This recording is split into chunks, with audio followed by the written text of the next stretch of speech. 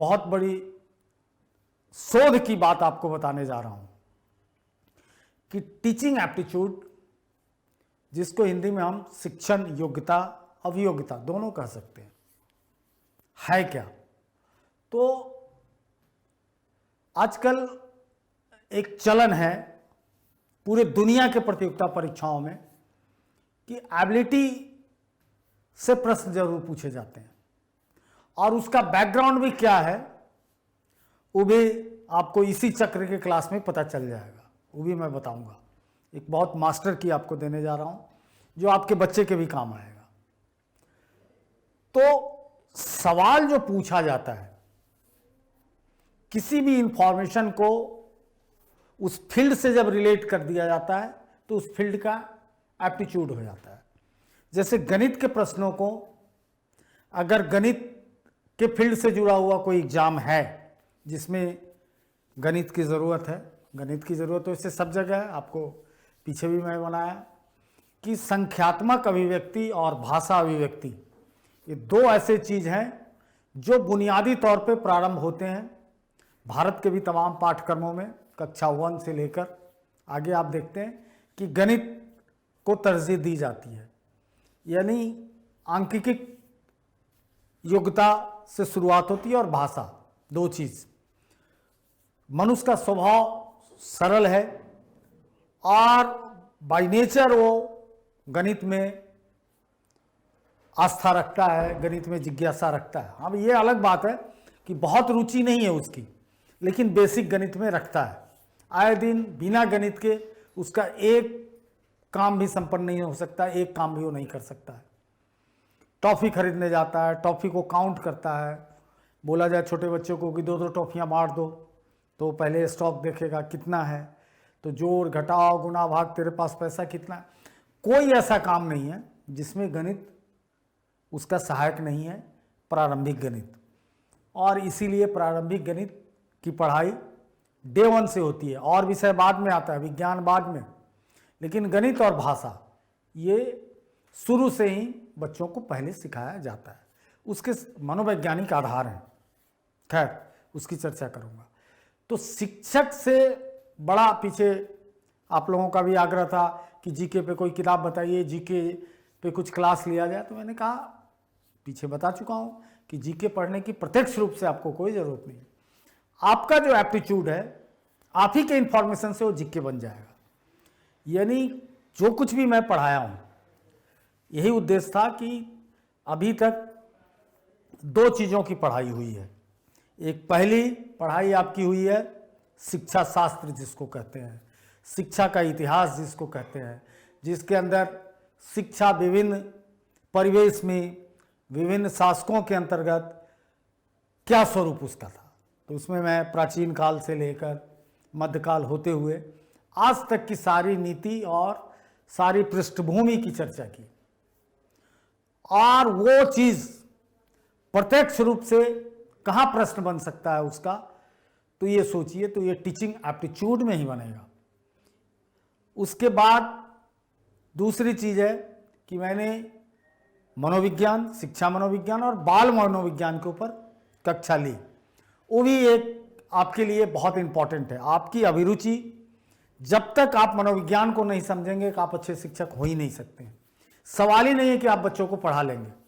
इसीलिए मैं कहता हूं कि ट्यूशन टीचर, जो आजकल फैशन सा हो गया है कि कोई भी बच्चा, कोई भी अनएम्प्लॉयड यूथ ट्यूशन करके करता है, करना चाहिए, लेकिन वो आपके बच्चों को के मनोविज्ञान को समझे बगैर पढ़ाता है तो उसका खामियाजा आपको भुगतना पड़ेगा। ट्रेंड टीचर शिक्षा के क्रमिक विकास को समझता है कि शिक्षा एक क्रमिक विकास है। अब देखिए, मेरे अंदर एक सहज केस स्टडी आ गया कि एक मेरे जानने वाले हैं, उनका बच्चा 7वीं क्लास में पढ़ रहा था दिल्ली में, अच्छा था बच्चा पढ़ने में, एकदम से ले जाकर उसको बिहार फिर से ले जाकर 9वीं क्लास में डाल दिए, और कुछ दिन के बाद 10वीं में बच्चा अच्छे नंबर से पास कर गया। लेकिन अब उस बच्चे के पर्सनालिटी में मैं इन दिनों देख रहा हूं कि दिक्कत है। क्यों ऐसा दिक्कत है? तो चूंकि बाल मनोविज्ञान कहता है कि बच्चों की मानसिक वृद्धि, बुद्धि के संग जो विकास होता है वो उम्र के साथ होने की चीज़ है। ज्ञान एक अलग चीज़ है। ज्ञान तो अर्जित करने की चीज़ है, आप अर्जित कर लिए, तोते की तरह रट लिए, पास कर गए। लेकिन जो ग्रास्पिंग पावर है, जो उसके ग्रहण करने की शक्ति है, जो उसके समझने की बुनियाद है, वो उम्र के साथ ही विकसित होती है। तो लब्बो-लुभाव यही है कि टीचिंग एप्टीट्यूड का मेजर पार्ट जो होने जा रहा है वो होता है शिक्षा शास्त्र और शिक्षा मनोविज्ञान और संग बाल मनोविज्ञान, मेजर। उसके बाद भी कई चीज़ें हैं, लेकिन मेजरली अगर इस सेगमेंट को कोई ठीक कर ले तो उसको टीचिंग एप्टीट्यूड में कोई दिक्कत नहीं होने जा रही है, ये मेरा दावा है। अब थोड़ा सा बात करें कि चूंकि टीचिंग एप्टीट्यूड का क्लास है, इंट्रोडक्टरी क्लास है, तो टीचिंग कोई भी एप्टीट्यूड का मतलब होता है कि उसके अंदर उस काम को करने की काबिलियत। आप शिक्षक हैं, आप प्रधानाध्यापक बनना चाह रहे हैं या प्रधान शिक्षक बनना चाह रहे हैं, तो उस पद के लिए आपकी काबिलियत की जांच हो रही है। आपको नौकरी नहीं दिया जा रहा है। आप शिक्षक बन सकते हैं कि नहीं, ये काबिलियत आप प्रूफ कर चुके हैं, लेकिन अब प्रशासन को चलाएंगे, ये काबिलियत आपको प्रूफ करना है। तो आपके अंदर सब चीज़ों का नॉलेज होना चाहिए, ज्ञान होना चाहिए। तो एप्टीट्यूड का मतलब होता है कहीं ना कहीं आपकी काबिलियत। और एक बात और जान जाइए, अंग्रेजी का एक दूसरा मिलता जुलता शब्द है attitude. Aptitude and attitude. Attitude माने रवैया, आपका ढंग, प्रवृत्ति। तो कहीं ना कहीं अभियोग्यता एप्टीट्यूड, एटीट्यूड से ही डेवलप होता है कि किसी चीज़ के जानने में आपका क्या रवैया है, कितना पॉजिटिव होकर सोचते हैं, उससे जाकर आपके थॉट में यूनिवर्सलाइजेशन होता है, सार्वभौमिकता आती है, वैश्विक परिप्रेक्ष्य में आप सोचने लगते हैं, आदर्श की स्थिति में सोचते हैं। मुझे याद है, इसी पर एक प्रश्न याद आया कि डीएलएड 4-5 साल पहले ओल्ड कोर्स बिहार डीएलएड का एग्ज़ाम होने वाला था। 18 की बात होगी, सन 18 की एंड में। तो कुछ उसके विगत वर्षों के कुछ प्रश्न मेरे पास आए, हम लोगों की किताब आ रही थी, तो उसको मैंने देखा। तो उसमें लिखा हुआ था, प्रश्न मुझे एग्जैक्ट याद नहीं है, प्रश्न का लब्बो-लुभाव ये था, एग्जैक्ट भाषा याद नहीं है, कि आजकल विभिन्न प्रकार के सरकार के द्वारा सब्सिडी दी जाती है, गार्जियन उसी सब्सिडी में लगा रहता है और गार्जियन झूठ बोल के सब्सिडी लेता है। एक बहुत बड़ी समस्या है। मैंने उसको गौर से देखा। तो इसके क्या उपाय आप बताते हैं? तो मैंने फ़ोन किया 1-2 शिक्षकों को कि बहुत अच्छा प्रश्न है, आप इस पे क्या सोचते हैं? बोले हाँ, गार्जियन की प्रवृत्ति बच्चे पढ़ाने की तो है नहीं सर, वो दिन भर सब्सिडी और ड्रेस का पैसा, ये वो किताबों का पैसा, इसी के लिए लड़ते झगड़ते रहते हैं। तो सरकार को ये सब चीज़ें बंद कर देनी चाहिए। मतलब बहुत अच्छा। 2-3 लोगों का यही उत्तर आया। सच कहूँ तो मेरे आंखों में आंसू डबडबा गए कि आप एक शिक्षक हैं, बीएड किए हैं, डीएलएड किए हैं, डाइट किए होंगे, जेबीटी किए होंगे, व्हाटएवर, एमएड किए होंगे, आप ये समझे ही नहीं कि यह प्रश्न आपकी नैतिकता को झकझोर रहा है। कितना गलत दिशा में आप इसका जवाब दे रहे हैं। मैंने उसका जवाब लिखा, वो किताब होगी आप लोगों में से कुछ लोगों के पास, या मैं कभी चर्चा करूंगा, दिखाऊंगा। मैंने स्पष्ट रूप से रखा कि शिक्षक शिक्षा में डिलीवर करने में, यानी जब वो शिक्षक पढ़ाता होता है तो उसका एटीट्यूड क्या होता है, व्यवहारिक, वो चीज़ों को समझे। लेकिन एक शिक्षक जब व्यक्तित्व निर्माता के रूप में बच्चों के साथ होता है तो वो आदर्शवादी होता है। हर शिक्षक के सामने हजारों आदर्शवाद के किस्से होते हैं, हर गांव में, हर मोहल्ले में, हर जिला में, हर इलाके में कोई ना कोई आदर्शवादी व्यक्ति हुआ है। इतिहास के हर कालखंडों में हुआ है। चाहे हम अपनी परंपरागत पौराणिक कथाओं को देखें तो हमें दिखता है, पौराणिक से पहले वैदिक कथाओं में देखें तो हमें दिखता है कि आरोणी हुआ था, हमें दिखता है कि नचिकेता हुआ था। ये दोनों वैदिक कथाएं हैं, ये दोनों उपनिषद से ली गई है। हम पौराणिक कथाओं में राजा हरिश्चंद्र को देखते हैं, हम श्रवण कुमार को देखते हैं, हम आज गांधी को देखते हैं, हम विवेकानंद को देखते हैं, हम राजा राम मोहन राय को देखते हैं, हम दयानंद सरस्वती को देखते हैं, तो भरे पड़े हम नानक देखते हैं, हम कबीर देखते हैं, तो भरे पड़े लोग हैं आदर्श का। तो जब तक किसी समाज को आदर्श से नहीं बांधा जाएगा तो वो समाज आगे बढ़ेगा नहीं। अलग बात है कि समाज की कुव्यवस्था, परिवार और समुदाय की कमियों से गलत लोग हैं, लेकिन आज भी उनका प्रतिशत गुरुवर दशमलव में है। पूरे किसी शहर में मुश्किल से 10-20 गुंडे हैं, उचक्के हैं। आज भी बच्चे अच्छा करना चाहते हैं, पढ़ना चाहते हैं, योग्य बनना चाहते हैं। इसलिए टीचिंग एप्टीट्यूड, आपकी जो योग्यता है वो पॉजिटिव होनी चाहिए। वो कभी भी उसमें इस ढंग का परिवर्तन नहीं होना चाहिए कि तत्कालीन व्यवस्था को देखकर आपका फ्रस्ट्रेशन, आपके अंदर जो तत्क्षण परिस्थितियों को देखकर कुछ खड़ा हुआ है तो उससे आप अपने को नीति निर्देशित ना करें। आप एक आदर्श की कल्पना करें और उस आदर्श राज्य में अपने बच्चों को कम से कम ले जाने का दायित्व तो आप अपने कंधों पे उठाएं ही, क्योंकि ये काम कोई और नहीं करने आ जा रहा है। तो किसी कार्य को करने की योग्यता अथवा काबिलियत को पैमाना मानकर हम किसी व्यक्ति के कार्य विशेष की रुचि और उसकी निपुणता को हम मापते हैं। यदि किसी की काबिलियत शिक्षा के क्षेत्र में हो तो उसे हम शिक्षण योग्यता कहेंगे।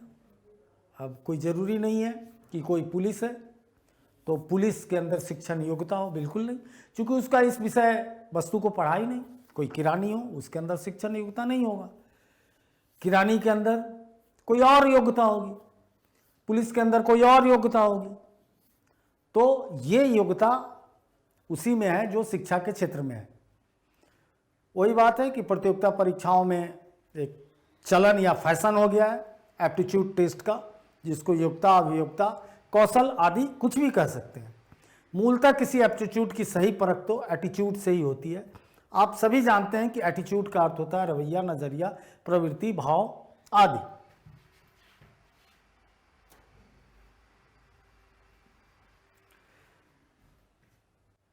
तो हर प्रतियोगिता परीक्षा के पाठ्यक्रम का एक अहम विषय होता है मानसिक अभियोग्यता। उसी तरह से आपके लिए मानसिक अभियोग्यता क्या बनने जा रही है? शिक्षण अभियोग्यता, टीचिंग एप्टीट्यूड। आपके मेंटल लेवल को भी यही पकड़ेगा, यही देखेगा, आपके कौशल को यही देखेगा। इसलिए टीचिंग एप्टीट्यूड बहुत इंपॉर्टेंट चीज़ है। दूसरी बात कि कक्षा है क्या। जहाँ टीचर पढ़ाता है, कक्षा दीवारों से घिरा है, डेस्क है, बेंच है, लेकिन उसमें जिन दो के बीच कक्षा चलती है वो शिक्षक और छात्र है। अलग बात है कि छात्र का समूह हो सकता है, होता ही है, लेकिन अगर उस समूह को हम एक ग्रुप में मानते हैं तो छात्र है, एक शिक्षक है, अनेक छात्र हैं, और दोनों के बीच एक पर्पसफुल, एक उद्देश्यपूर्ण वार्तालाप होती है। वो वार्तालाप किसके माध्यम से होती है? तो पाठ्यक्रम। पाठ्यक्रम किसका भाग है? पाठ्यचर्या, करिकुलम से सिलेबस बना। सिलेबस के किसी पाठ के ऊपर हम बात करते हैं।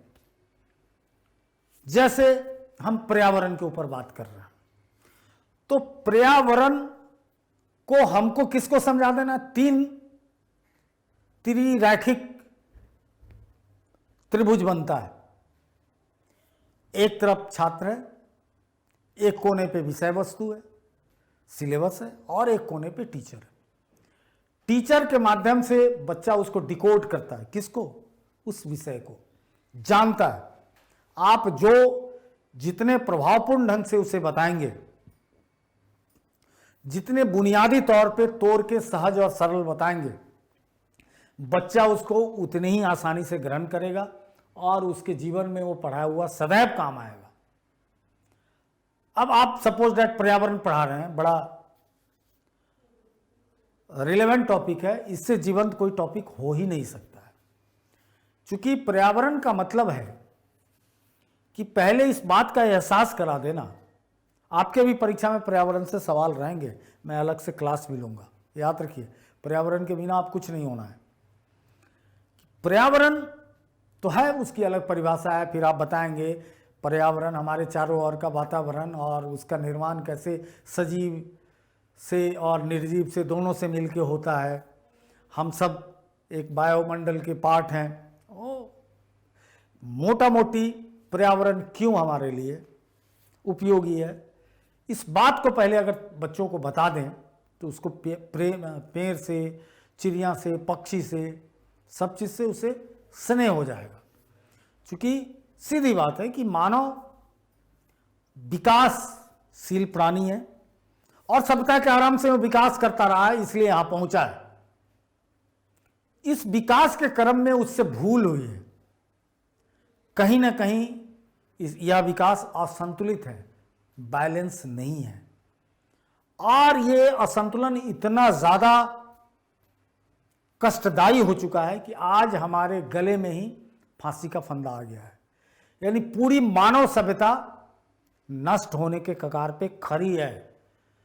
अब खड़ी में कोई दूरी नहीं है, हम सब जी रहे हैं, हम सब विनाश की ओर जा रहे हैं। हो चुका है जलवायु परिवर्तन, देख रहे हैं कि आप सबकी उम्र में इतने ही दिनों में देख लिए 2-3 सालों से क्या हो रहा है। जब न तब वर्षा का होना, ये सर्दी का जो रूप था, आज दिल्ली में इतनी तेज पूर्वैया हवा चल रही है कि कभी नहीं चलती थी। तो हो चुका है, अब इसको संभालना है। अब इसके संभालने में फिर वही समस्या है,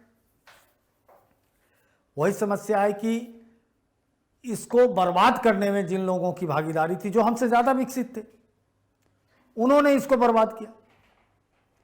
अब इस बात का इसी से अंदाजा लगा लीजिए मोटा मोटी कि हमारी जनसंख्या लगभग दुनिया में 16% बैठती है, दुनिया की कुल जनसंख्या का, और हम ऊर्जा खपत कितना करते हैं, 3%। अमेरिका की जनसंख्या हमारे सामने कुछ नहीं है। हमारे लगभग एक प्रांत उत्तर प्रदेश से थोड़ा बहुत ज्यादा है, वो भी उत्तराखंड जोड़ देंगे तो बराबर हो जाएगा पुराना उत्तर प्रदेश। और वहां 30% ऊर्जा की खपत है। ऊर्जा किससे बन रहा है, तो आज भी ऊर्जा सेक्टर में जो मैक्सिमम स्रोत है वो जैविक स्रोत ही है, जीवाश्म ही है, यानी तेल, कोयला, पेट्रोलियम, जो कुछ भी कह लीजिए। हाँ, पर्यावरण प्रदूषण रहित ऊर्जा के नाम से एटॉमिक एनर्जी है, उसका बहुत तेजी से विकास हुआ है, नो डाउट, लेकिन अभी उसकी मात्रा बहुत कम है। इन दिनों आज यूक्रेन से और रसिया के बीच जो विवाद है, देखते होंगे कि डेली बेचैनी है पूरे यूरोप को कि हाँ, रूस से विवाद हुआ कि हमारा गैस का क्या होगा। हर चीज़ वहाँ गैस पे है, घर का जीवन से लेकर बहुत सारी चीज़ें, और 43 से 44% गैस केवल रूस देता है। तो ये महत्व है ऊर्जा का।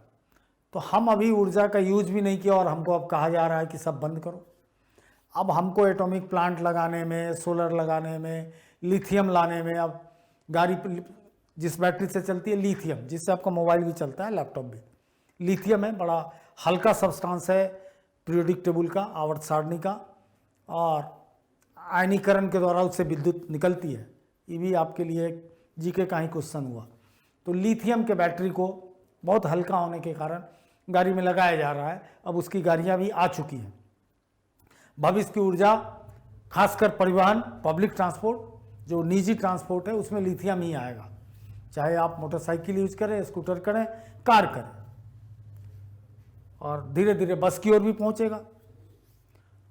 तो पर्यावरण में हम दोषी नहीं है उसको बिगाड़ने में जितना, और उसका खमियाजा हमें भुगतना पड़ रहा है, क्योंकि हमारे यहाँ औद्योगिकरण बाद में हुआ, इंडस्ट्रियलाइजेशन बाद में हुआ, वो लोग 200 साल में पूरा धुन दिए हुए हैं। तो ये संकट है।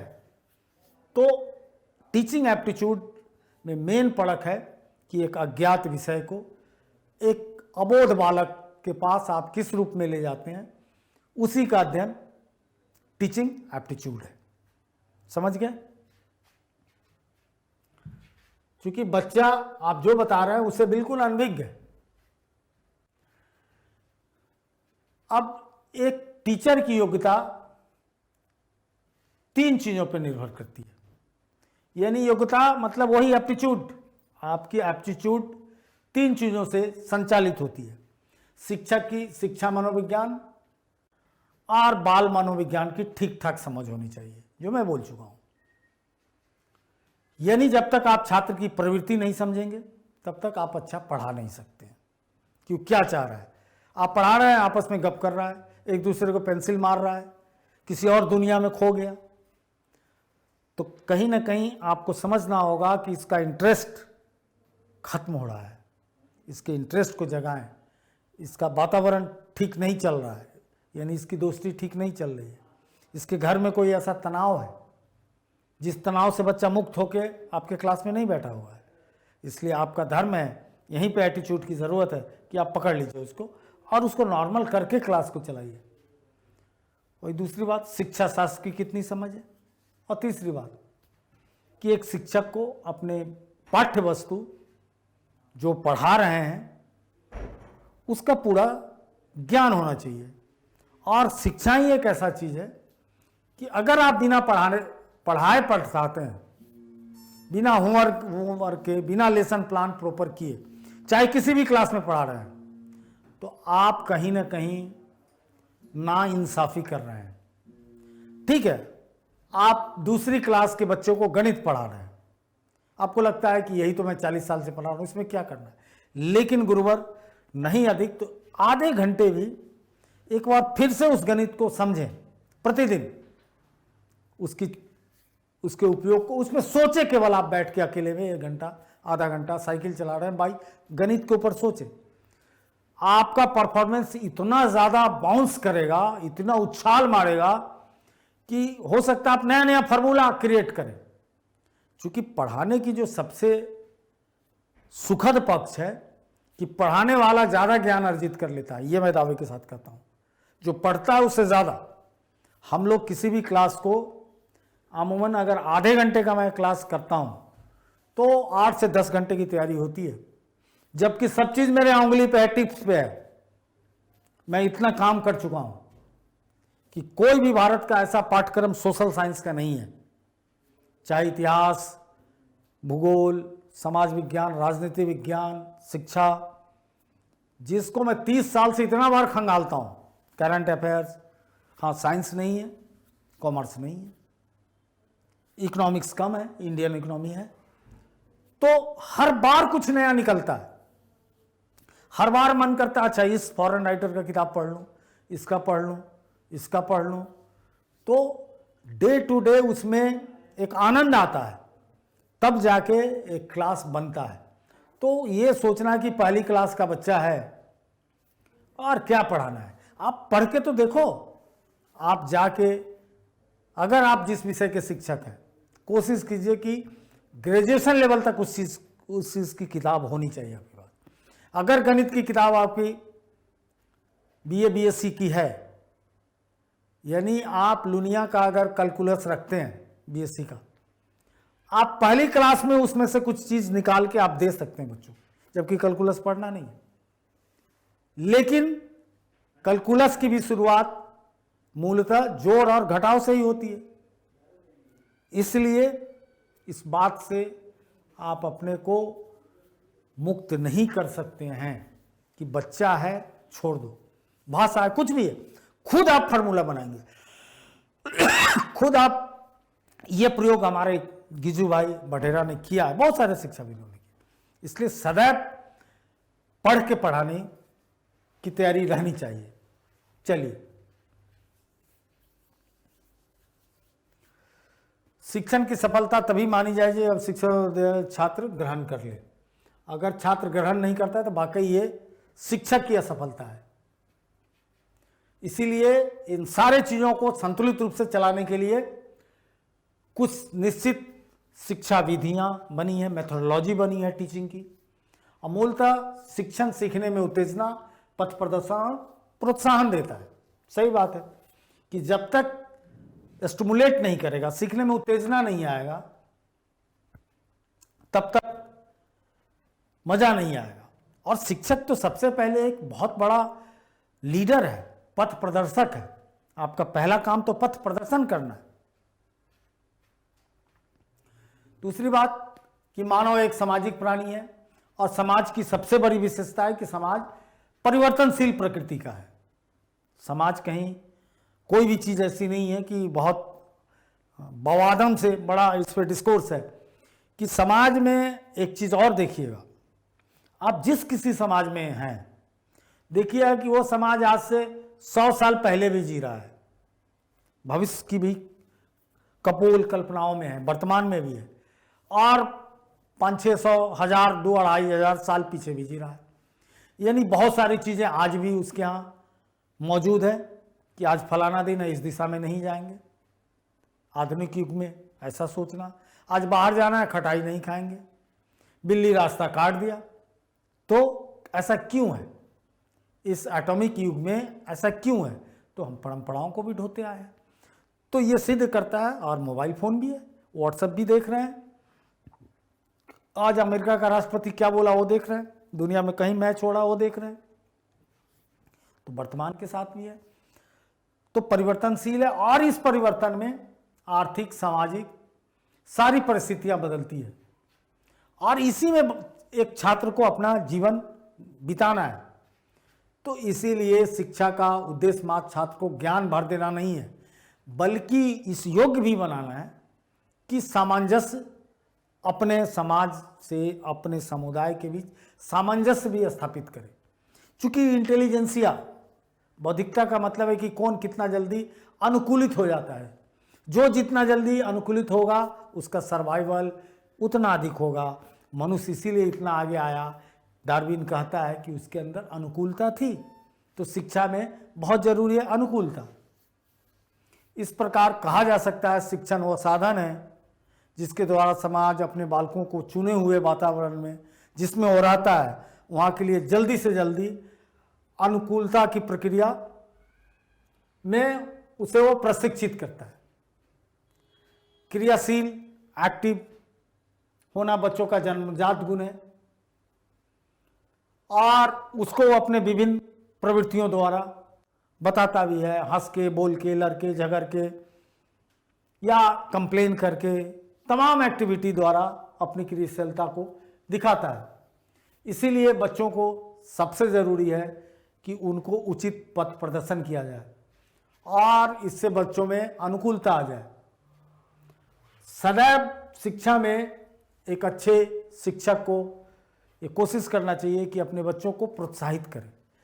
अगर प्रोत्साहन आप नहीं दे रहे हैं तो बच्चा आपका मोटिवेशन के कमी से, चाहे वो प्रोत्साहन अगर अच्छा कोई कर रहा है तो क्लैपिंग कराइए, कुछ अच्छा कर रहा है उसे कुछ पुरस्कार दीजिए, भले ही वो पुरस्कार 50 पैसे 1 रुपये का हो, लेकिन कुछ ना कुछ हर कोई को, ये नहीं कि अब 5-10 बच्चों को दे रहा और को नहीं। कोशिश कीजिए कि हर कोई उस पुरस्कार को पाना चाहे, प्रोत्साहित होना चाहे, क्योंकि प्रोत्साहित अवस्था में वो डबल सीखता है।